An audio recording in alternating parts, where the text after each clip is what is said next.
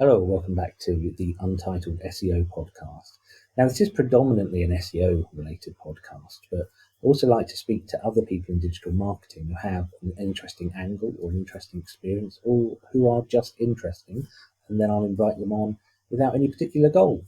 So don't switch off yet, because despite the fact I told you this episode doesn't have a direct goal, I think it's quite important just to have conversations with people rather than just try and run face first at a destination and an end point. So to that end, my honoured guest, would you care to introduce yourself, please? Of course. I'm Nicola Telford. I'm the founder of the Impact Marketing Club, amongst other things at the moment. We're a community of marketers, in-house marketers, agency marketers, and freelance marketers, all looking to explore impact and how that fits into our work, because there's often conflicts in marketing and doing good. So we're coming together in a forum. We're also got events and clinics and different ways that we come together. And yeah, the goal is to transform marketing for good. So thanks for having me. You're welcome. I'm a part of Impact Marketing, but before we kind of go into more into the goals of what impact marketing is about, can you tell us a little bit about your history? I mean, how did you find yourself in the marketing world? And I only say find yourself because I never meet many people who intended to get into marketing. No, actually, and I don't know if you know about this about me, but so when I finished uni and I went into an HR grad scheme, actually, and then for a couple of years I tried to be a lawyer. That didn't work either. But in all of those roles, I ended up more in the communication space or in business development or in an area of the business. Like I was just gravitating towards external comms or something like that. So actually ended up getting headhunted by one of our clients in a law firm that I was working at, to basically start their marketing division. I had absolutely no idea what I was doing. And I did that for a couple of years, whilst trying to sort of work out whether this was the right thing for me. And then spun out from there. I was doing some freelance work on the side and then started a marketing agency when I was about 24. So yeah, so I fell into it, and then ran the marketing agency for a number of years. It got a bit wiped out by COVID, because we were specifically in the leisure and attractions, family attractions space. And then I was also having a bit of a we need to do something good here. Like this isn't quite fitting with how I want to show up in the world. And founded a startup called Views for Change, which still exists, but is not a major focus of mine at the moment because the club has taken on a life of its own. So a bit of a squiggly wiggly road there. And actually, in my day-to-day job, marketing is a huge part of it, but it's not. I mean, I'm a pure generalist in a lot of senses. I do pretty much everything you can imagine. So, but marketing is the sort of angle for everything, and I think with a marketing brain. So, yeah, it's kind of my life now. There's certain things that you mentioned there that I find quite a lot of people who have been in marketing for a long time have in common. And one of them is starting their own company quite young. Now, I'm always interested to find out why people, or what the motivation behind doing this is. I mean, my motivation was that I wanted to tour more with the band I was in. You can't have a job and play a crappy band and play to no one in Wolverhampton on a Tuesday. It doesn't work. So, so 20. What was the motivation? What was it that you wanted to change in your life or with the world? Even was it that grand, or was it just something? Tell me a bit Well, more about that. yeah, I mean, I actually remember. I remember sitting at my desk when I was in a job, and I, I'm not the sort of person that particularly works well with bureaucracy and structure in the sort of traditional sense, and well, honestly, I don't really work that well with authority, to be honest. I just I like to challenge things, and I felt like I was wrestling quite a lot with constraints in different ways in the job that I was doing. And I think with marketing especially, you've got to be creative, and you've got to have the space to be creative, and you've got to create those spaces as well. So if you're sort of in a job that doesn't allow for that, then I think it's probably quite common that people will try and work out how they can do that in other sort of formats. So but I also always like, I mean, it was always the sort of thing that I wanted to do when I was younger, to like run my own business. That was a thing that, and then this sort of was a way to do that. I didn't think it was going to be that format. Um, but yeah, it just sort of fell into place. I did some freelance. I got enough freelance work that I couldn't actually handle it, and then brought in someone, then brought in another person, then brought in another person, and it sort of just grew from there. Um, and also I have more flexibility. Like I was talking to someone about this the other day. I actually have no idea how people do like a job that's not flexible. like like if I have a day when things just aren't going that well, I'll be like, right, I'm going for a swim, or I'm going to yoga, or I'm going out and going for a walk or something. You don't necessarily always have that flexibility in a job. So so now that, like, now looking back on it, I think there was probably a lot of that sort of wrestling as well. Like I needed the space to be able to like work in my best way as well. But it wasn't a huge decision. I mean, the people, without giving away my age, I'm closer to retirement than you are by some margin, I imagine. And the experience of my people, my age group, is that they start a business either to escape from something they hate or Mm-hmm. to create something that they want to love. Mm-hmm. And I'm quite interested that it sounds like your agency developed quite organically. I mean, getting too much work is the classic way of building a good agency. Would that be a fair thing to say? Yeah, we did. Yeah, it was accidental, but and in, like, on your point of like the whether it's to get away from something you hate or to create something you want to love, like it was probably a mixture of both of those things, but without really realizing it at the time. And I think and I mean, maybe I was just restless at a really young age, but it also, it actually didn't become either of those things really, because like ironically you end up um not that I hated it, but like because it was an organic sort of organism that was growing without me really putting much thought into what it was going to be and what it was going to look like, it ended up being a thing that I kind of hated and also wasn't doing the things that I wanted it to do to make it something that I could love. So so I think, and I would be interested to know whether other people feel like that actually when they set out, and it, especially when it's an accidental thing, because I think these things can sprawl before you've even had a chance to look up and realize what's working and what's not. So yeah, it was completely sort of accidental. And now, actually, interestingly, that I look at how we're growing, how we're trying to grow Views for Change, we were trying to grow Views for Change, and how we're growing the club and stuff. And like, it doesn't work quite the same. The business model is different, obviously, but it's also quite interesting. That's like, why was it so easy before to just like accidentally grow without even realizing that we were doing it? And I think we were kind of just sort of a little bit blind to how much we were doing. But when you're more intentional, it actually becomes sometimes more difficult. It does, because you decide that a lot more of the things that you don't want to do. Exactly. So when I started, the joke was that you just bought keyboards, prodded at it, and money fell out. I mean, digital marketing in the early 2000s, that was pretty much the truth. It was, wow, if you knew how a computer worked, you were kind of immediately elevated above sometimes your clients. But Mm. it is a tale I've heard before from people who have worked in agencies and either significantly changed the direction of their agency or come right out and gone back to freelancing. And I think it's a bit like people who really want to be famous. You quite often hear from them when they've become famous that, hey, this doesn't feel the way I thought it would, or it doesn't look the way I thought it would. And I think starting an agency for freedom is, well, there is a very rude analogy that I'm not going to say, but it's, I can't even think of a way to sanitize it, but starting an agency for freedom is not necessarily the result you're going to No, get it's the not for first time. me. The first time.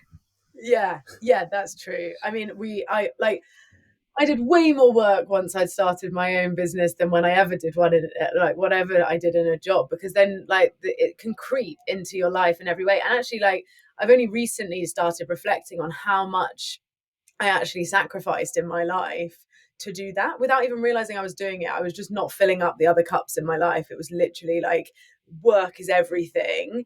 And then suddenly I woke up one day and was like, shit, I've forgotten about like, you know, well, obviously I still had friends and things, but like putting that time and effort into my friends and relationships and family and like going away, or like, you know, just like how do I show up for myself each day. I just was straight to the office, like getting as much bashed out as I possibly could, getting as much like checks cashed, and then I was like until I fell asleep at night.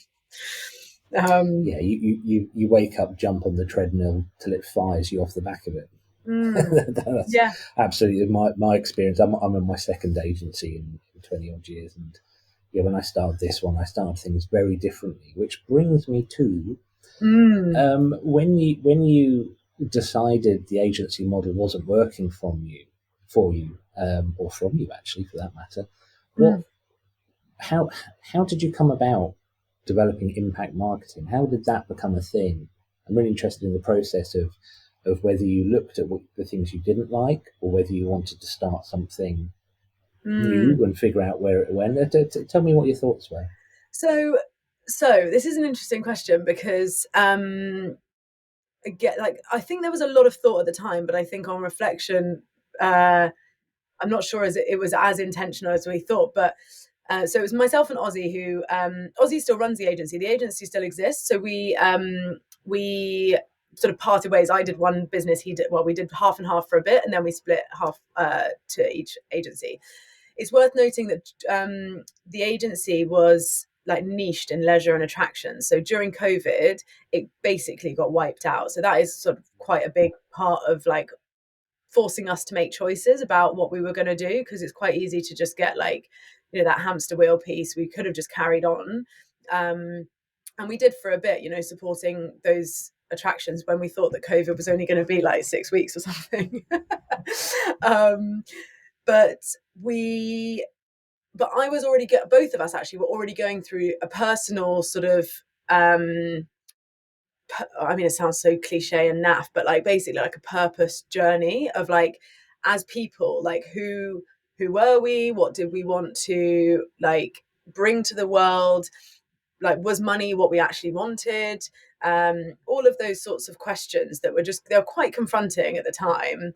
And it was a weird, like there was a 6 months period or so where there was, you know, when the universe is kind of just, and again I sound like it's all a bit airy fairy, but the universe was kind of like showing up for that type of journey. So like I was meeting interesting people that were talking about like what their purpose was as a person, and how that then played into their work, and all this stuff was happening. And I was quite involved, or getting quite involved in activism as well. So I was like getting frustrated with my work. So I was flipping to the other side and being like, right, I'm going to go and like, I don't know, glue myself to something, which is another story altogether.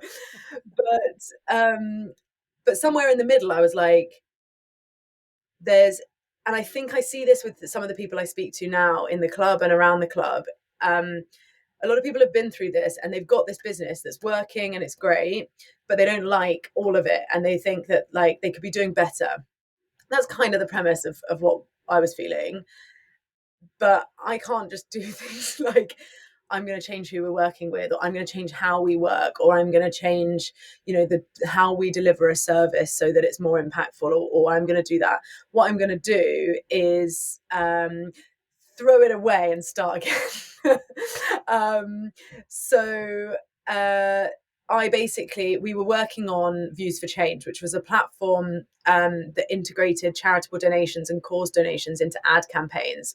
So every time someone clicked on an ad or watched an ad for a certain period of time, part of the ad spend was redirected to a cause that the brand had chosen, and the consumer would know that. So from a marketing perspective, there was an incentive to engage, as well as obviously the core sort of brand message. But then from an impact perspective, there was more money going to good causes from brands as a result. And that was like one of the answers that we thought we had to this problem around like the work we're doing isn't having a good benefit in the world. It's not doing the right things. We're just making money for people that want to make more money.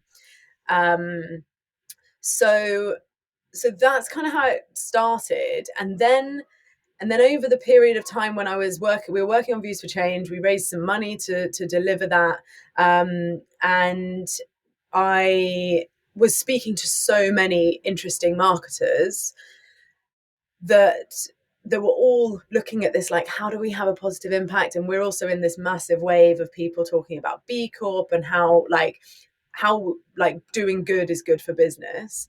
Um, and I actually realized in that process that the Views for Change is a great tool, and it's like we'll bring it back to life at some point because there's definitely a market for it. But there's a much higher level problem here, which is people don't really know what to do around impact, especially in a marketing space, because it's quite conflicting with like the actual goal of influencing people to buy.